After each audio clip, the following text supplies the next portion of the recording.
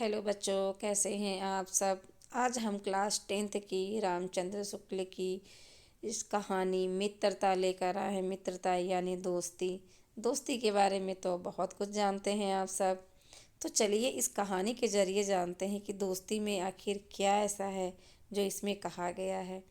जब कोई युवा पुरुष अपने घर से बाहर निकलकर बाहरी संसार में अपनी स्थिति जमाता है, तब पहली कठिनता उसे मित्र चुनने में पड़ती है। यदि उसकी स्थिति बिल्कुल एकांत और निराली नहीं रहती, तो उसकी जान पहचान के लोग धड़ाधड़ बढ़ते जाते हैं और थोड़े ही दिनों में कुछ लोगों से उसका हेल मेल हो जाता है। यही हेल मेल बढ़ते बढ़ते मित्रता के रूप में परिणत हो जाता है। मित्रों के चुनाव की उपयुक्तता पर उनके जीवन की सफलता निर्भर हो जाती है, क्योंकि संगति का गुप्त प्रभाव हमारे आचरण पर भी पड़ता है। हम लोग ऐसे समय में समाज में प्रवेश करके अपना कार्य आरंभ करते हैं, जबकि हमारा चित्त कोमल और हर तरह का संस्कार ग्रहण करने के योग्य रहता है। हमारे भाव अपरिमार्जित और हमारी प्रवृत्ति अपर्विक रहती है। हम लोग कच्चे मिट्टी की मूर्ति के समान रहते हैं, जिसे जो जिस रूप का चाहे उसे उस रूप का करे, चाहे राक्षस बनावे चाहे देवता।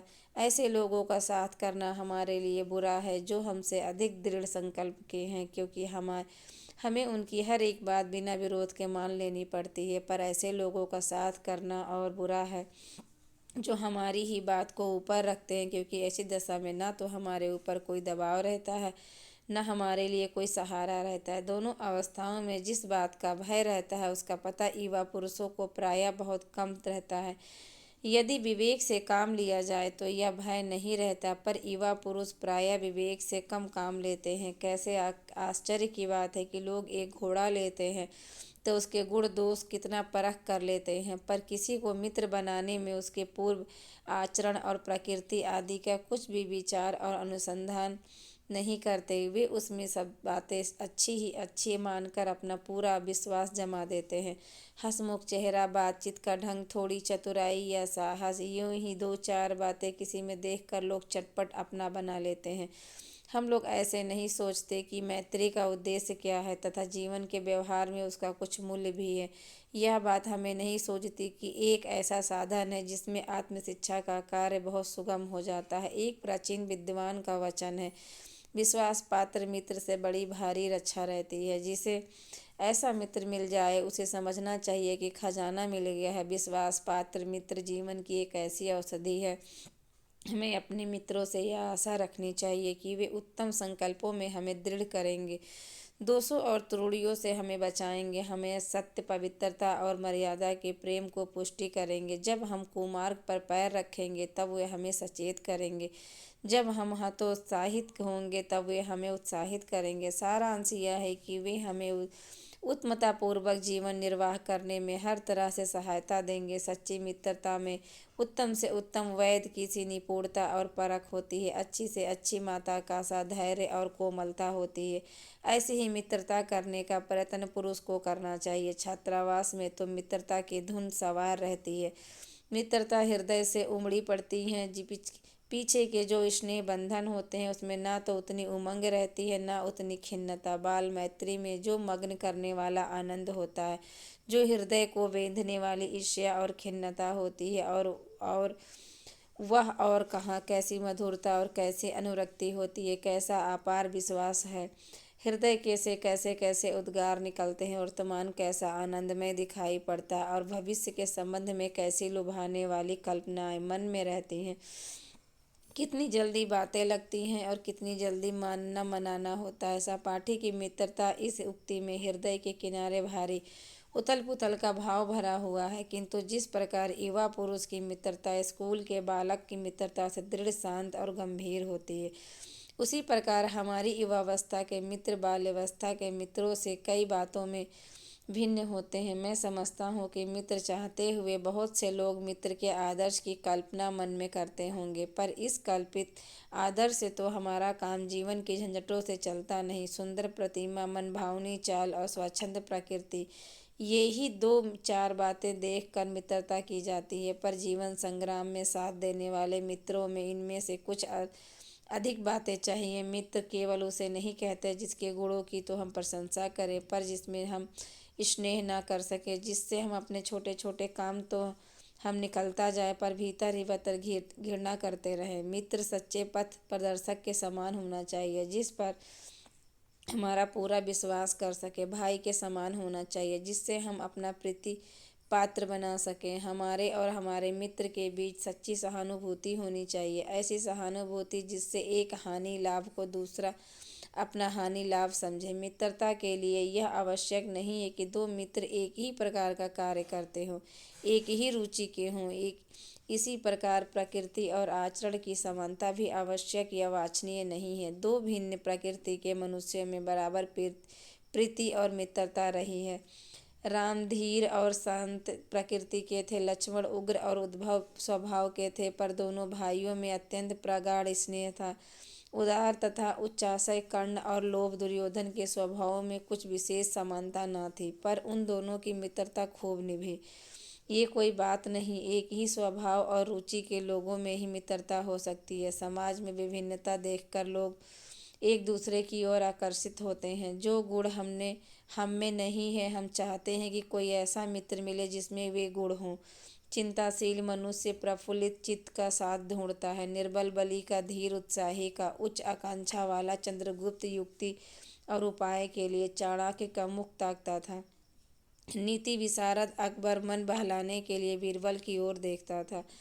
मित्र का कर्तव्य इस प्रकार बताया गया है कि उच्च और महान कार्यों में इस प्रकार सहायता देना, मन बढ़ाना और साहस दिलाना कि तुम अपनी निजी की सामर्थ्य से बाहर काम कर जाओ।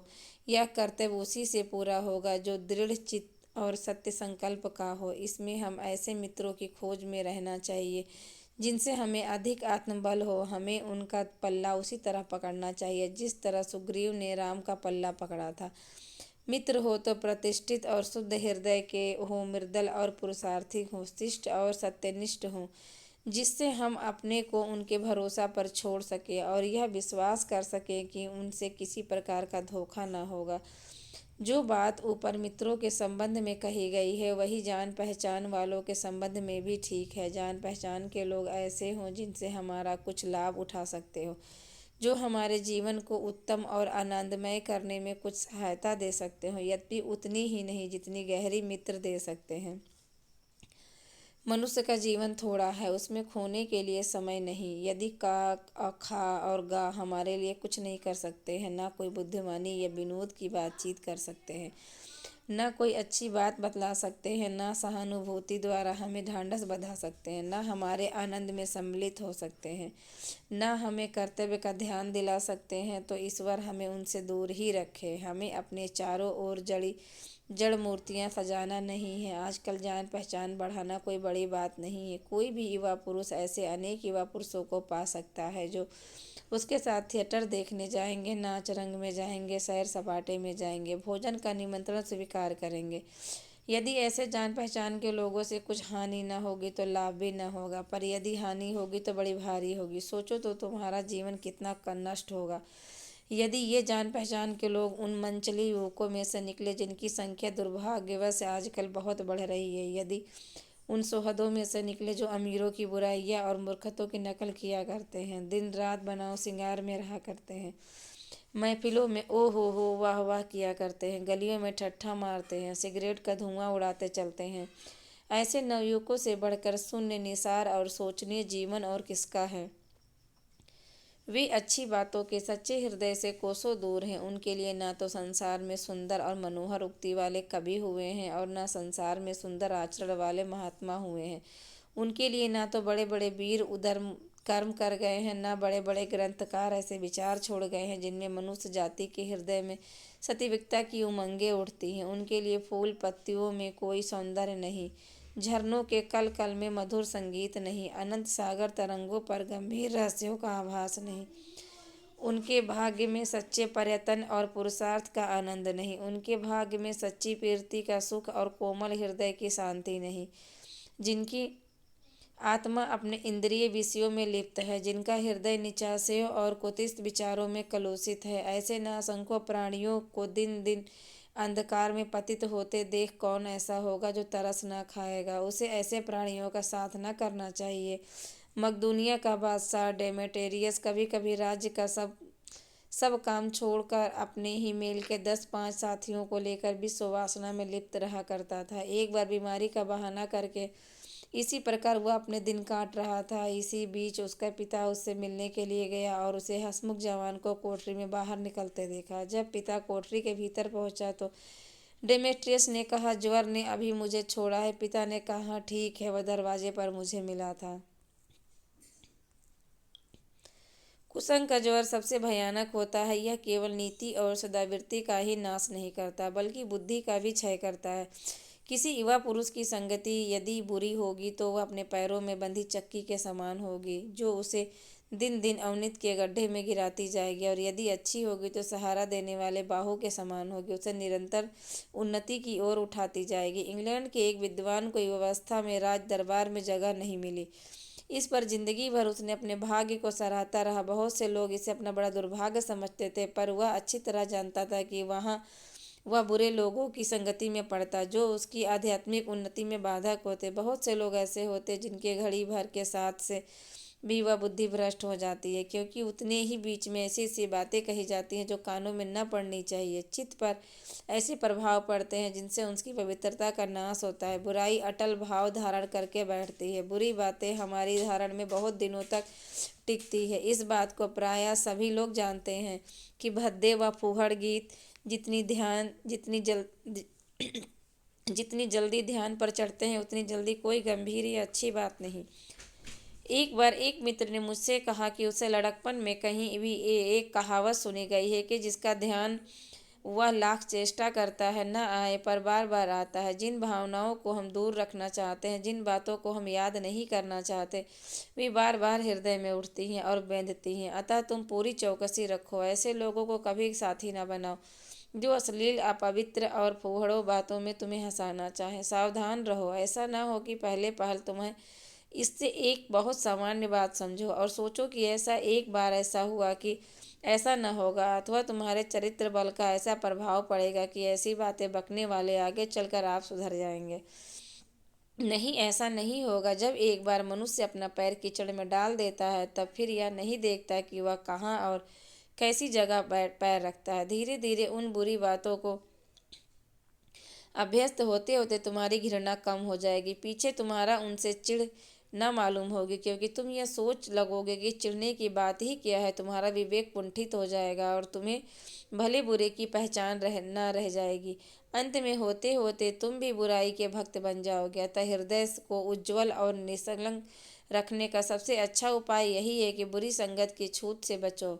यह पुरानी कहावत है कि काजल की कोठरी में कैसे हूँ सयानो जाए, एक लीक काजल की लगी है पै लागी है। दोस्ती में अच्छी बुरी आदतें दोनों होती हैं। दोस्ती का मतलब ये होता है अपने दोस्त को गलत रास्ते पे जाने से बचाना और उसे हर एक काम जो उसके लिए सही नहीं है उस चीज़ों को रोकना और बेझिझक कहना, क्योंकि दोस्ती में ये नहीं सोचना है कि मेरे दोस्त को बुरा लग जाएगा। Thank you. ये वीडियो कैसी लगी इसकी कमेंट करके बताइए।